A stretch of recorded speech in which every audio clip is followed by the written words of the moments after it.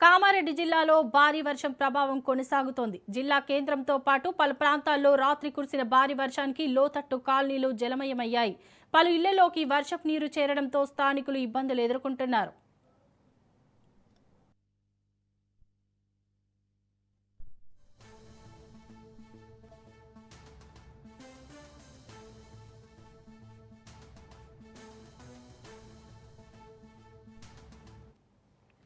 మరోవైపు లింగంపేట్ మండల పరిధిలోని పాములవాగు ఉధృతంగా ప్రవహిస్తోంది. వరద ప్రవాహం పెరగడంతో కామారెడ్డి నుంచి లింగంపేట్ వరకు వెళ్లే మార్గంలో వంతెన వద్ద రాకపోకలు నిలిచిపోయాయి.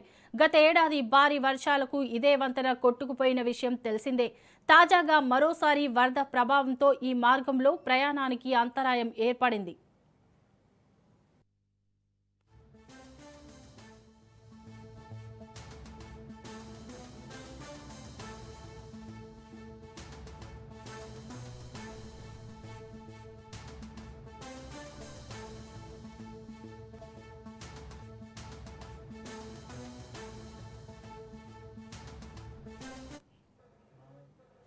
గతంలో వంతెన పరిస్థితిని సీఎం రేవంత్ రెడ్డి పరిశీలించారు. ప్రస్తుతం వర్షాల నేపథ్యంలో అధికారులు అప్రమత్తమై పరిస్థితిని పర్యవేక్షిస్తున్నారు.